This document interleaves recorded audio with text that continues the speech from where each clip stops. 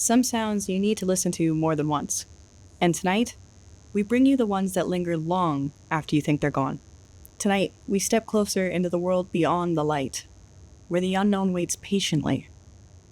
So step closer, and let the sounds guide you. And above all, leave the light on.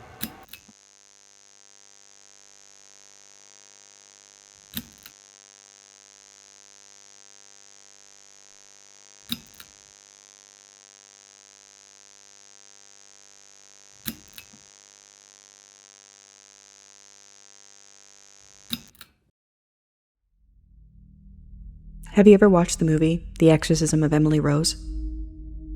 The movie itself is terrifying, showcasing a young girl plagued by evil and fighting for her life against an unknown demonic entity. But it's all fiction, right? Well, actually, the story itself is loosely based on a true story, one that will make you fear anything that goes bump in the night. In 1976, a young woman named Annalise Michel died after a series of exorcisms. The case would become infamous, inspiring books and films. But the recordings from her final days are far more disturbing. This is the real audio associated with the case. A sound that captures something profoundly human and terrifyingly inhuman. Listen closely.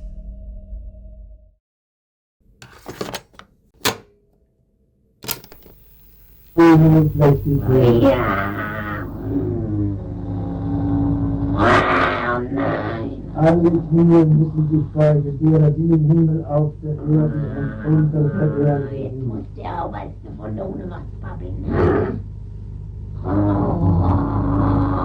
Gib mir Namen zu, wisst es. Gib mir Namen zu. Der Arbeitste von der ohne muss jetzt babbeln.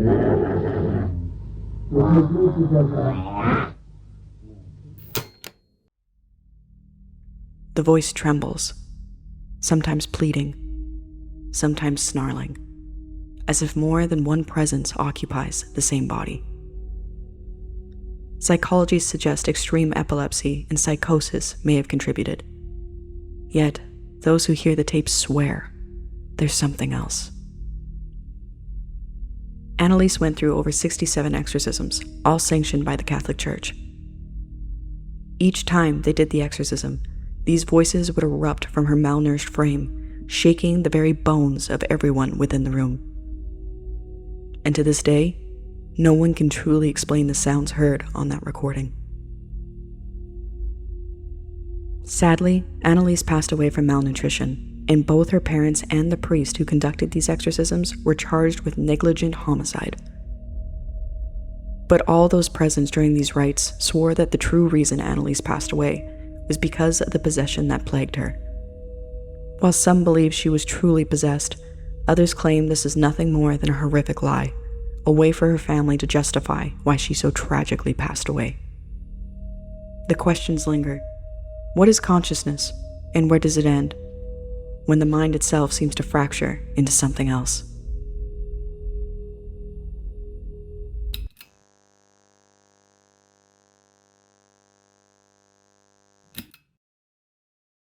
We often think of animals as predictable, bound by instinct, confined to the limits of their nature. But what happens when chaos erupts? What happens when a once beloved pet turns into a crazed, wild animal with a bloodthirst to attack? That is exactly what happened to Travis and his owner, Sandra Harold. Harold had adopted Travis when he was only 3 days old, whisking him away to a domesticated life in Stamford, Connecticut. As the years passed, Harold and her husband viewed Travis as a member of the family, a beloved pet, and a constant companion. They claimed he was domesticated, that he was tame and calm. But what they learned on February 16, 2009 was this: you can take the animal out of the wild, but you can never take the wild out of the animal. On that fateful day, Sandra called Charla, her best friend, to help her get Travis back into the house. She claimed he was acting strangely and wanted to get him inside the house for safety reasons. Nash arrived at the home at 3:40 p.m. and noticed Travis was in the front yard, not a place he usually was found. She brought out one of his favorite toys, a tickle me Elmo, and tried to coax Travis back into the home, back to safety. But this is when Travis snapped. Sandra watched, horrified, as her beloved pet began viciously attacking her friend. She tried getting Travis off of Charla, hitting him on the head with a shovel, and eventually stabbing Travis 3 times. This did nothing, and he continued to ravage Charla. Sandra realized she was powerless against the animal. She ran inside and called the police, frantic and panicking.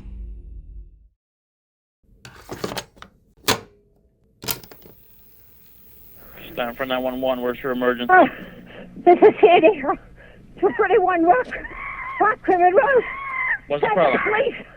Send the police. What's the problem there? The chip killed my friend.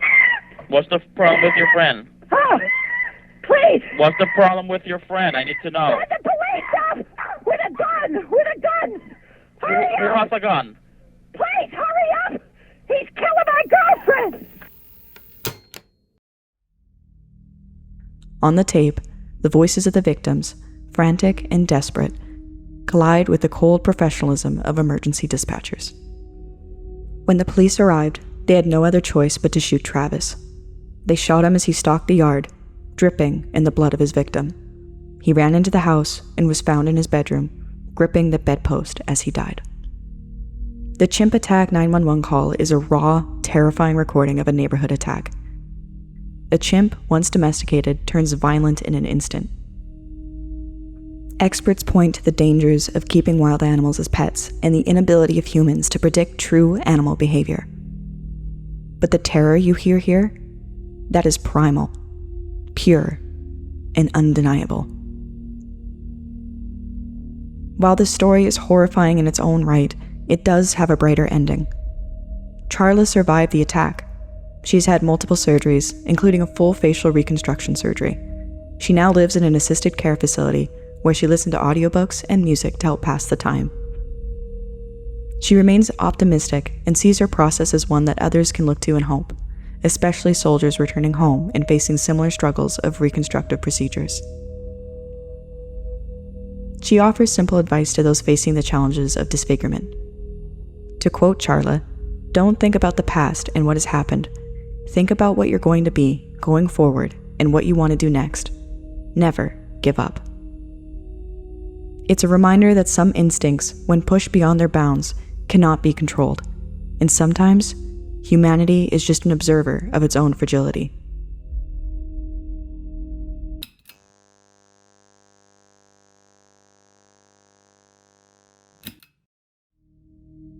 April 26, 1986. A date forever seared into the memory of the world. Deep inside the control room of the Chernobyl nuclear power plant, the operators carried out their duties under the low, buzzing lights. Instruments flickered, warning lights blinked silently, and the faint hum of machinery filled the room. To anyone watching, it seemed like just another routine night. But in reality, they were counting down to one of history's most catastrophic disasters. These are the recorded calls made just hours before the explosion. Calm, measured voices discussing normal procedures, a night like any other, unaware of the horror that would erupt minutes later. Every conversation, every instruction, every casual remark is a snapshot of humanity on the precipice of disaster. There's no panic, no alarm, only ordinary life carrying on, as if time itself had yet to recognize what was about to unfold. Listen carefully.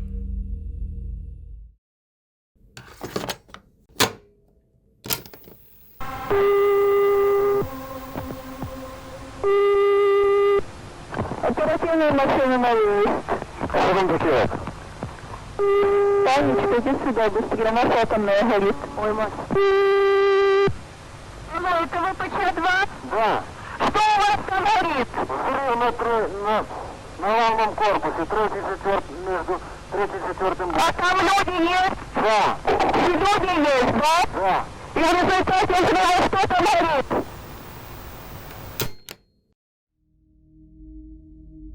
The operator's calmness is unnerving. Their focus is precise and professional. There's no indication that their lives, and the lives of countless others, would soon be changed forever. The tragedy of this recording lies not in chaos, but in its banality. For these men and women, it was routine. For the world, it became apocalyptic. Even decades later, historians, engineers, and scientists have pored over these tapes, dissecting every word, every pause, searching for signs of foresight or error. But what makes them truly haunting isn't the technical detail. It's the human presence, the laughter, the sighs, the mundane instructions, echoing across time from people who had no idea they were living through history's worst nuclear disaster. The calls reveal something chilling, a world continuing as usual, oblivious to the storm approaching. There's an almost unbearable tension in hearing their normalcy, knowing what comes next. The recordings capture more than voices. They capture lives frozen on the edge, humanity suspended in the calm before the unimaginable. What haunts us here isn't just the event itself. It's the innocence of those who faced it. Minutes from disaster, unaware, speaking to each other about procedures, weather, or small workplace details. A quiet normalcy about to be swallowed by history. These recordings remind us that sometimes the most terrifying moments are not heralded by alarm, but by the deceptive calm of routine life, moments before it all comes crashing down.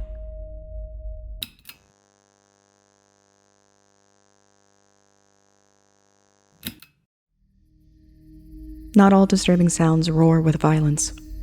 Some whisper tragedy. Some cry out in loneliness. Some are haunting because they mark the end of something that once thrived. The Kauai bird once filled the forests of Hawaii with its unique song, sang its final notes in the early 1980s. Recordings captured that last, solitary voice, a call echoing through the empty mountains, unanswered and alone. No mate returned it. No chorus joined in. Just a single song, fading into the vastness of what was once a vibrant world. Listen closely.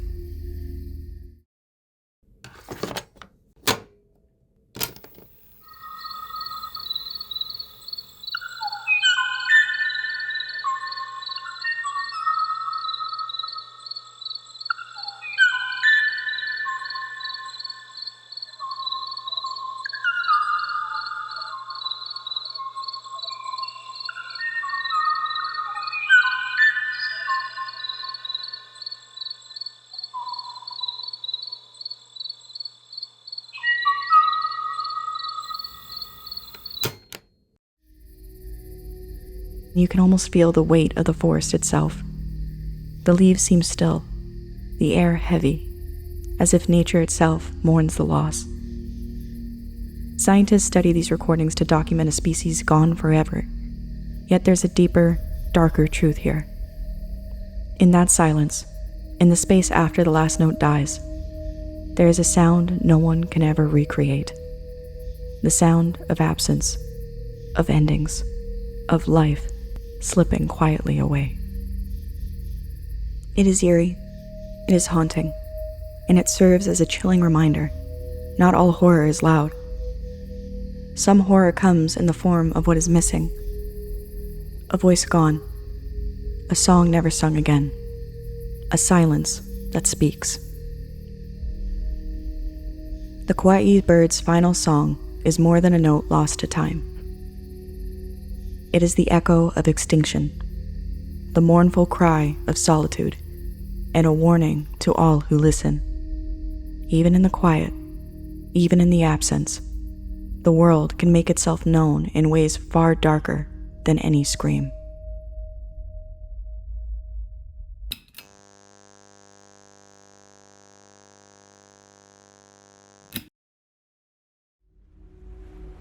Finally, we descend into the abyss. Far above the sunlit waves, beyond the reach of human eyes, the Pacific Ocean conceals mysteries that have baffled scientists for decades. Among these mysteries are the upsweep sounds, low-frequency noises captured by underwater sensors, rising and falling in hypnotic, otherworldly patterns.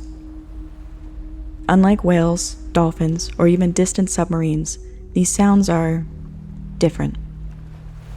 They are continuous, structured, almost deliberate in their cadence. Oceanographers have listened for years, debating their origin. Some suggest tectonic or volcanic activity, subtle movements of the Earth itself.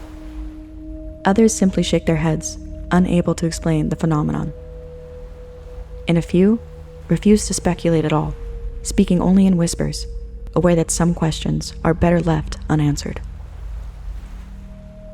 There's something deeply alien in these recordings, a sense that the ocean itself is alive, sending messages from a darkness we cannot reach. The sounds rise like ghostly pulses, echoing through the deep in ways that feel almost sentient. Listening to them, you can sense the vastness of the deep pressing in around you, a reminder that humanity is small and fragile in the face of the planet's hidden expanses. The recordings evoke both awe and unease. There is no melody, no rhythm we can claim to understand, only a rising, resonant hum that climbs and fades, like a language we are not meant to comprehend. It is not music. It is not a scream. It is not a warning. And yet, it unsettles in ways we cannot explain, as if the ocean itself is aware of our presence. Listen closely.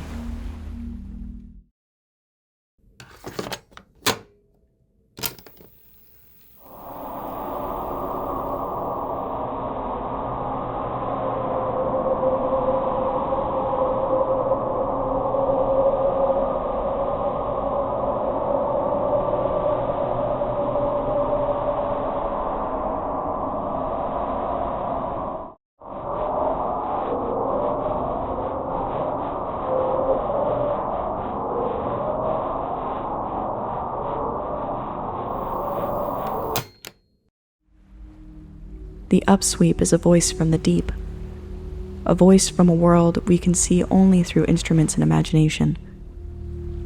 It is evidence that the planet is alive in ways we do not perceive, that darkness is not empty, that silence is never truly still. These noises defy logic, existence itself seeming almost impossible.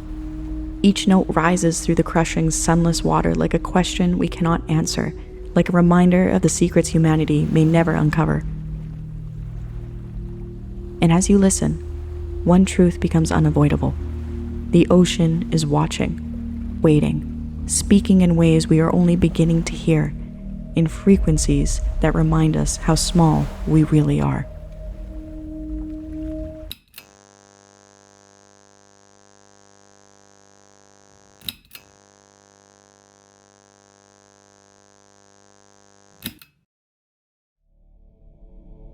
In 1903, Alessandro Moreschi, the last of the castrati, prepared for a performance of Ave Maria.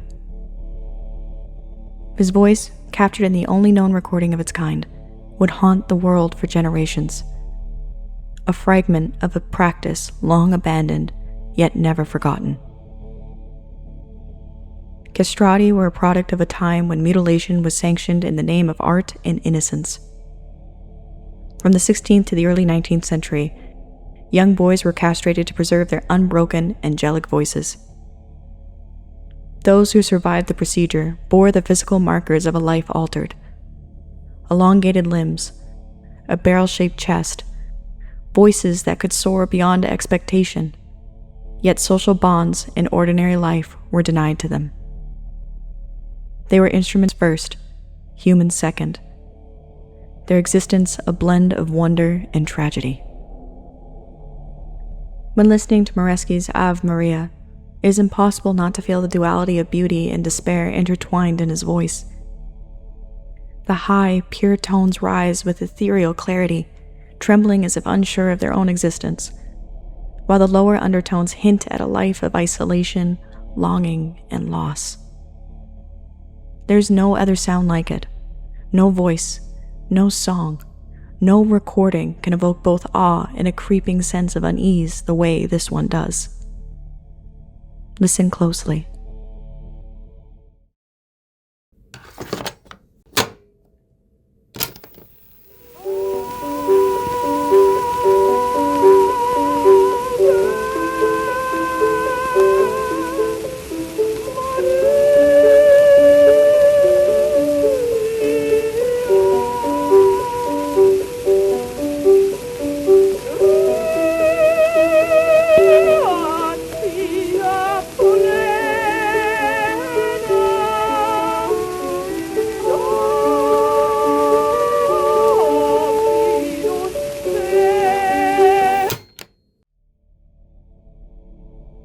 Those who have heard the recording report an uncanny sensation. The feeling of a presence just beyond perception, as though the sound itself carries the weight of countless silenced lives. Some claim that the voice seems to linger after the music stops, echoing faintly in empty rooms. A ghostly reminder that the pursuit of perfection often comes at the cost of humanity. Historians and musicologists struggle to describe what they hear. Some speak of innocence, others anguish. Some sense an echo that time itself cannot contain, a whisper of lost souls woven into the fabric of the recording. In Moresky's voice, beauty and horror coexist. A warning that what we create in the name of art may carry shadows deeper than we ever intended. Alessandro passed away in 1922, taking the tradition of castrati with him, yet within this recording, the sound remains. A voice suspended between worlds, both a miracle and a memorial, haunting all who dare to listen. It reminds us that perfection has a price, and sometimes, the most beautiful sounds are forged from the deepest sorrow.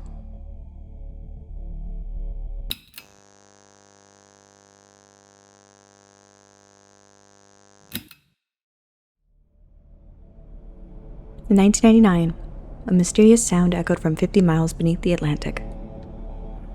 Lovingly named Julia, it was recorded by NOAA researchers. Julia is described as a deep, otherworldly pulse, a rhythm so alien it defies explanation. But it also sounds so familiar, like a woman you know humming a song that has been playing all day. Its eerie familiarity and mystery have baffled scientists since its discovery. Experts remain unsure of its origin, but have many theories about what the sound could potentially be. Tectonic activity, ice quakes, an undiscovered species, or something else entirely. One thing is certain: its sound, low and resonant, is as close as we may come to hearing the ocean speak in a voice older than time itself. Those who have listened to Julia describe a physical sensation, as though the ocean itself vibrates inside you. But there is something stranger still. Recordings reveal subtle harmonics, almost too faint to notice, that seem to shift as if responding to the listener. Some researchers claim that, when slowed down, Julia's pulse contained a structure resembling a human voice. Not speech, not words, but cadence, a call.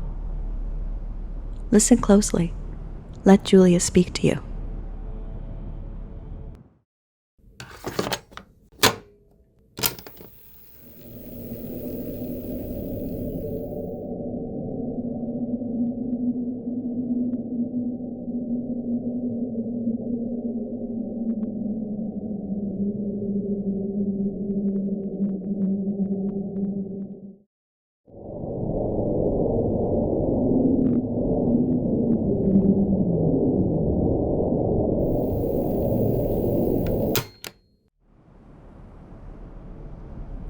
No known creature could produce such depth of tone, nor sustain it for the duration recorded. And yet, deep in the spectrogram, there are patterns, recurring, almost deliberate. Some liken them to whale songs, distorted beyond recognition. others to an underwater signal meant for no human ear. It's a sound that feels alive, conscious, and entirely indifferent to human life. A haunting reminder of the ocean's unknowable depths. The sea keeps its secrets well. It has buried civilizations, swallowed fleets, and silenced every voice that dares to linger too long in its depths. It's a reminder of our vulnerability, how small we really are in a world we cannot fully understand. If anything can be taken from Julia, let it be this. Some voices, from the deep or beyond, are best approached with caution.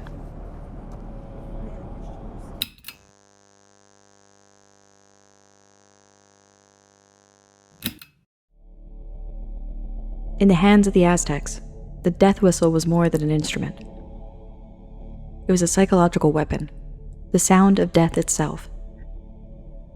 When blown, it produced a high-pitched, bone-chilling shriek, mimicking the scream of a dying human. Its sound could terrify enemies and sacrifices alike, echoing a scream so unnatural it haunts the psyche even centuries later. Close your eyes and imagine it. The echo of terror, centuries old, reverberates through the night. Before you can react, before you can even understand what is about to happen, it is already too late. Listen closely.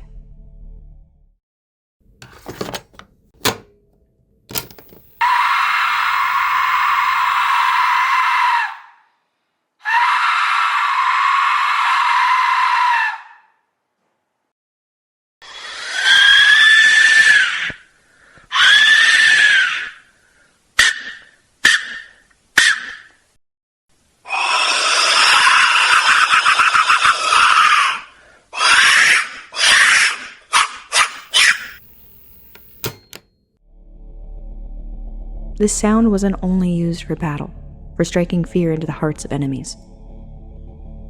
Archaeologists believe the whistle was used during ceremonies as well as on the battlefield, amplifying fear and summoning the attention of the gods. The Aztecs were known for their sacrificial rituals, and many archaeologists believe the death whistle was played in the moments before a heart was offered to the sun. To the Aztecs, sound itself had power. It could cross worlds, from the realm of the living to the underworld. The whistle's shriek may have been a key, opening the path for the soul's journey into the afterlife. But some historians whisper that the sound wasn't meant to guide the dead. It was meant to summon something waiting for them. Those who have held the replicas say that blowing into one leaves you trembling, as if the air itself resists the note. A vibration passes through the chest, primal and ancient. The sound doesn't just pierce the ear, it grips the spine, forcing the listener to remember what fear really feels like. Today, the shriek resonates with the same primal terror as it did for ancient warriors. It cuts through rational thought, triggering instinctual dread, the kind buried deep in the human mind, left over from when the dark was full of eyes. It reminds us that some sounds, no matter how far removed in time, still have power over our deepest instincts.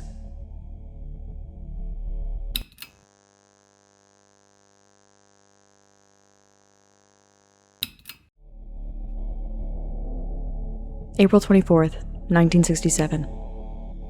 Cosmonaut Vladimir Komarov's final moments aboard Soyuz 1 were transmitted back to Earth. His voice, calm, but laced with apprehension, speaks across the void. Minutes later, the capsule plunged to its fatal descent.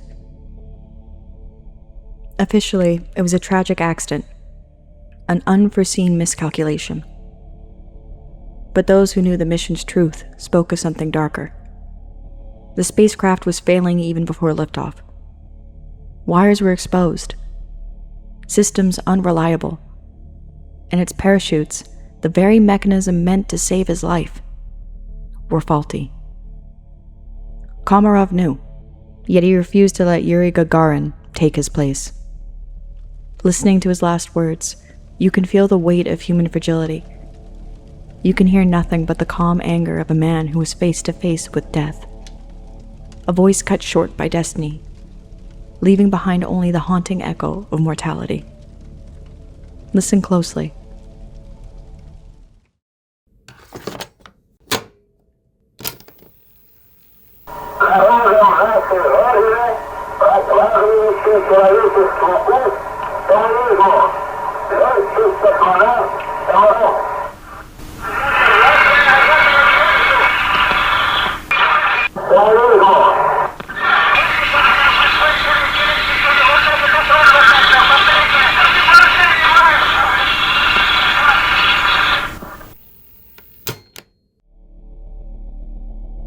As the capsule re-entered the atmosphere, recordings captured static, fire, and a voice that wavered between fury and acceptance.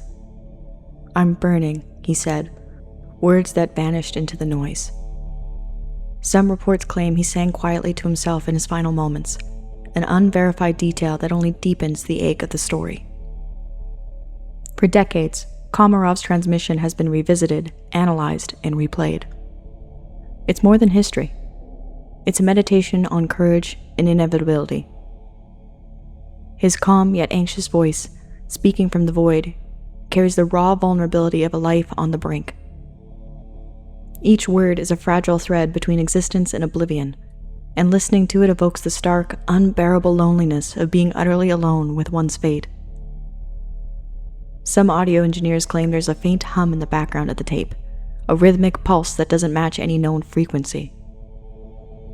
Perhaps an artifact of interference, or perhaps the echo of the cosmos itself, listening back.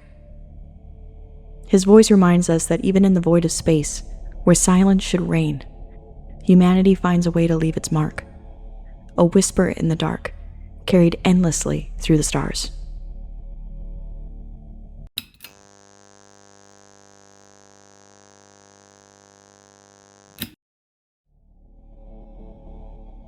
Did you know that Saturn sings? Not in music, but in a symphony of cosmic energy. Captured by the Cassini spacecraft, these electromagnetic vibrations reveal a haunting soundscape. Waves, pulses, echoes. A song from the void, billions of miles away. Some say it's beautiful, others unsettling. Listen closely.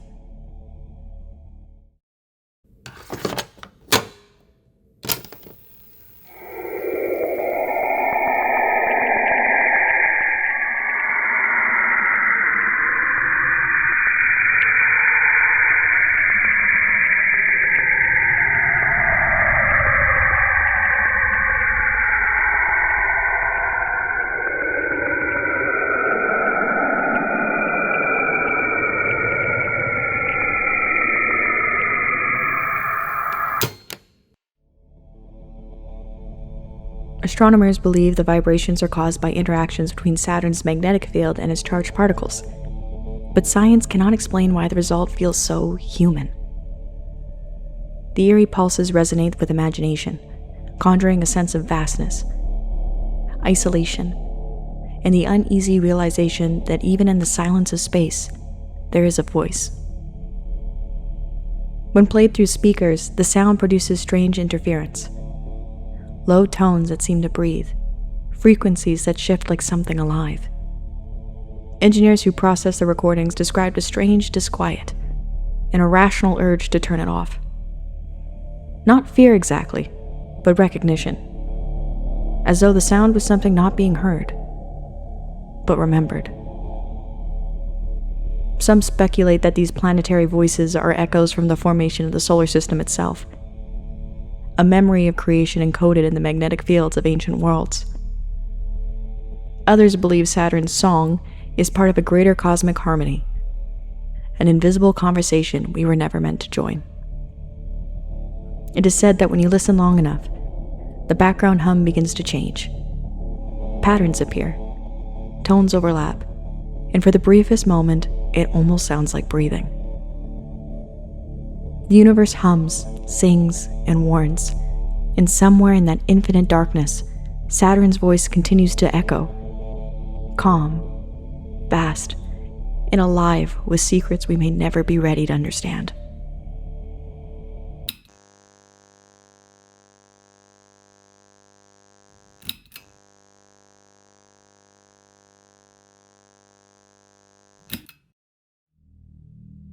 In the late 1970s, California was gripped by a predator.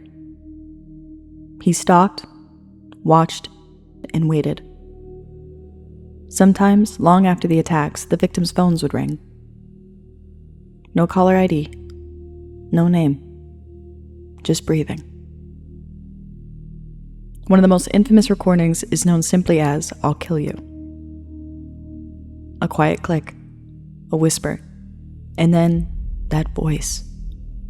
Rasping, strained, almost childlike, muttering the same chilling phrase over and over. Listen closely.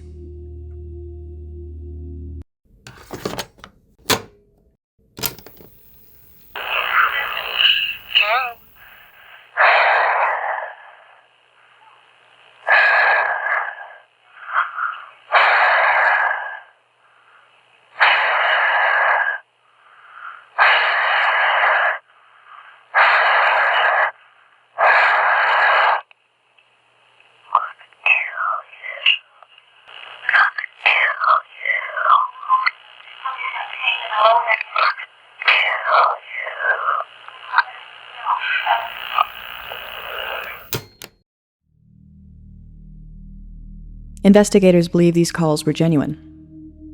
Not taunts from a stranger, not a prank, but the real voice of the man who would later be unmasked as Joseph James DeAngelo, better known as the Golden State Killer. This is one of the only 3 recordings of him ever caught on tape. Experts studying the audio noticed something strange. He wasn't trying to intimidate. It was as if he wasn't even speaking to someone in particular. It sounded like repetition, a mantra, almost like he was talking to himself, preparing himself for the horrors he was about to commit. The first recording ends, but the fear isn't over. What haunts us isn't always on land. Sometimes it comes from a place we can't see, miles beneath the waves, where sound moves differently and the ocean holds secrets it will never reveal.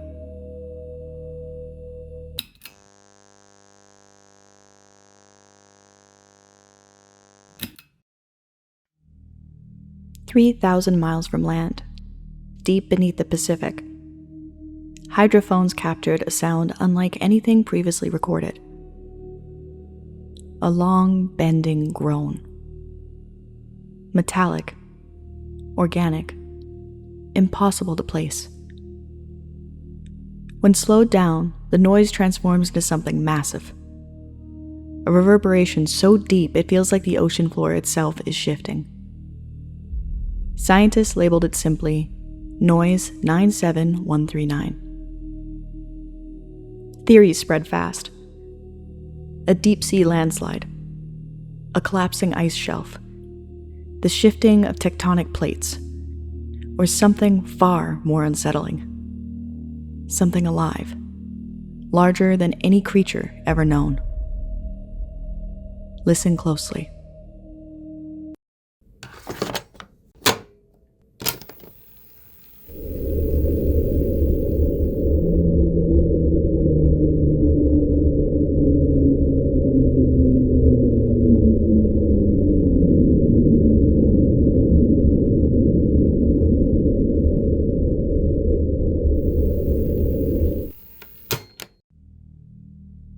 NOAA eventually stated it was likely geological.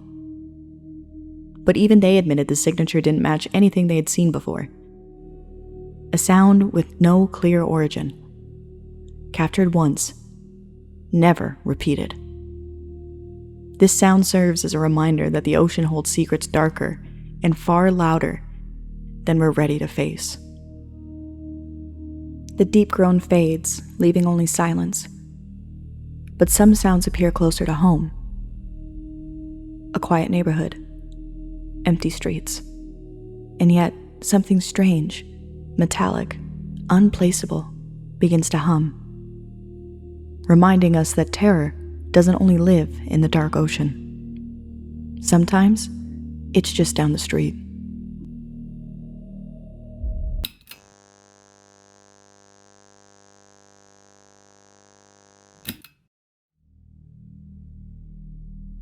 In 2016, residents of Forest Grove, Oregon, began reporting a strange, piercing tone erupting randomly in the middle of the night. High-pitched, directional, coming in short bursts like an alarm from a machine that didn't exist. Someone recorded it, and the internet became obsessed. Listen closely.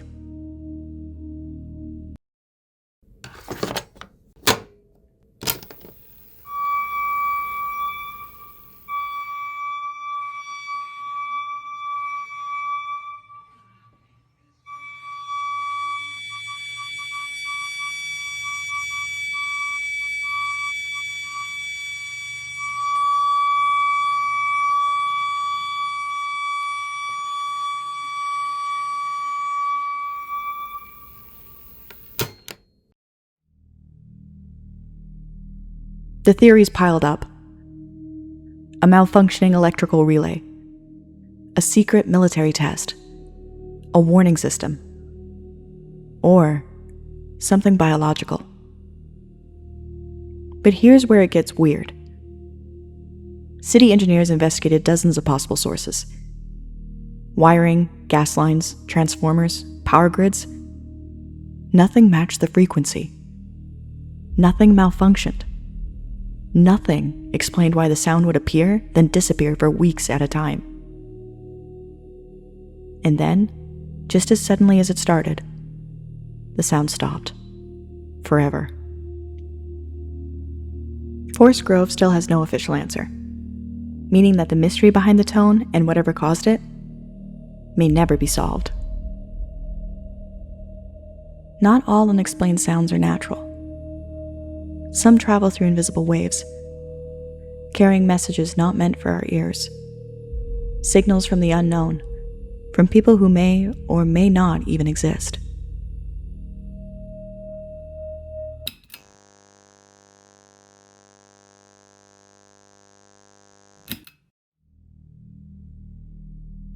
Number stations have existed since the Cold War. They are shortwave radio broadcasts believed to be encrypted messages to spies overseas. But one station stood out, one that went beyond eerie and entered the realm of the surreal. That station was the Lincolnshire Poacher. It was nicknamed for the English folk tune that played before each transmission. Listen closely.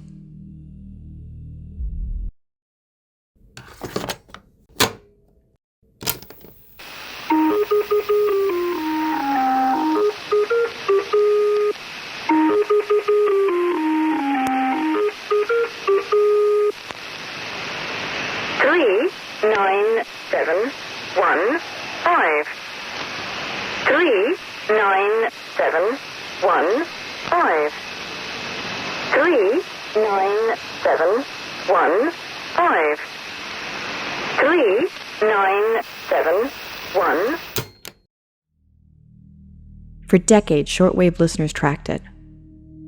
The signal was strong. So strong, it was almost certainly government-powered.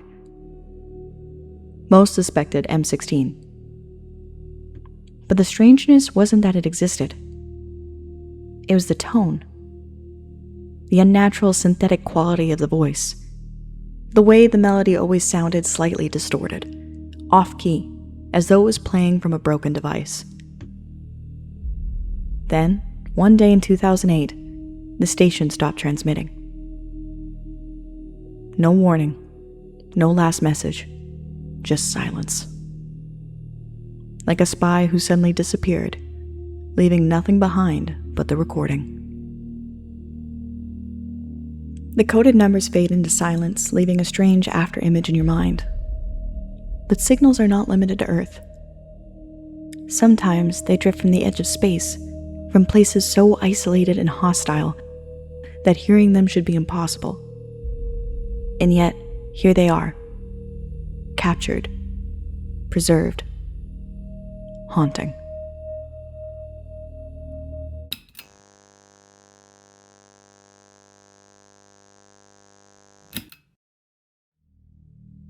During the early days of the space race, two brothers in Italy set up amateur radio equipment to intercept transmissions from orbit. They heard plenty of normal chatter, telemetry, beeping, cosmonauts training. But then came the signal. A woman's voice, faint, panicked, struggling to breathe, describing heat, pressure, the feeling of re-entry. Listen closely.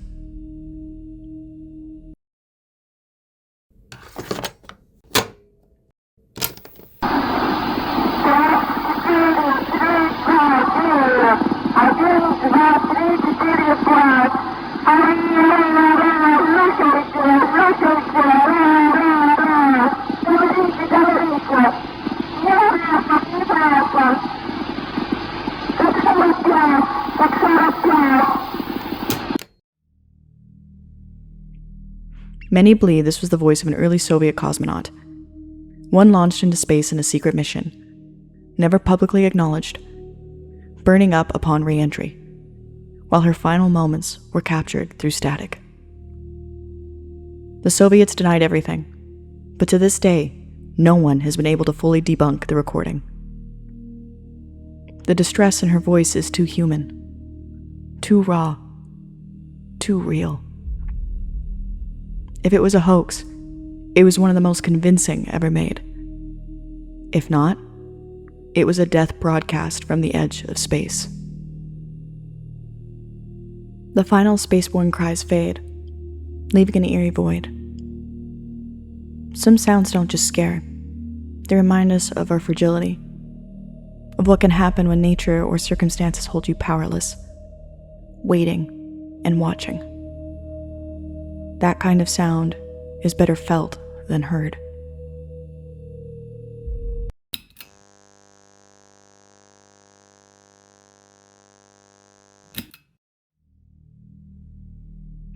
In 2003, Timothy Treadwell, better known as the Grizzly Man, inadvertently recorded his final moments on Earth. He was tragically killed in Alaska with his partner, eaten by a roaming grizzly bear. Only the audio survived. It was never publicly released, and for good reason. Those who have heard it describe it as one of the most horrifying recordings in existence, not just because of the attack, but because of Treadwell's final words and the desperate screams of his partner trying to save him. Experts say the recording should never be heard, not for secrecy, but because it captures something far darker. The raw, unfiltered terror of a human completely at nature's mercy. Some sounds aren't just disturbing. They remind us how fragile we really are. Can you turn it off? Julie, you must never listen to this. I know, Werner. I'm never going to. The sounds fade, but the night does not. Every whisper, every footstep, every echo remains, stretching through the shadows and curling around corners where the light cannot reach. As the echoes settle and the night drifts back towards silence, let the sounds linger a little longer in your mind. And above all, leave the light on.